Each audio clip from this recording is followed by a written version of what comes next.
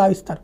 కానీ దాని తర్వాత పరిణామాలు ఎట్లా ఉంటాయంటే మొన్న ఈ మధ్యన చూసాం, 9వ తరగతి చదువుతున్నటువంటి ఆడపిల్లని హత్య చేసినటువంటి దుర్మార్గుడికి సంబంధించినటువంటి ఉదంతం చూసాం.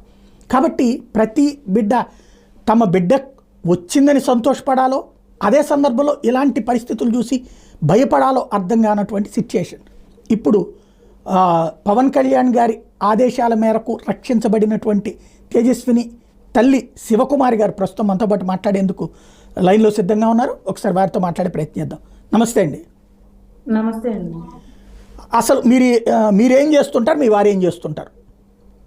మా హస్బెండ్ వచ్చి డైలీ వేరు లేబర్ అండి. నేను వచ్చి ఒక చిన్న ఇన్స్టిట్యూట్లో వర్క్ చేస్తానండి. నాకు 2 పాపలండి. చిన్న పాప వచ్చి తేజస్విని, పెద్ద పాప వచ్చి వికిత అండి. మేమేంటంటే ఆడపిల్లల్ని ఈ జనరేషన్లో ఏదో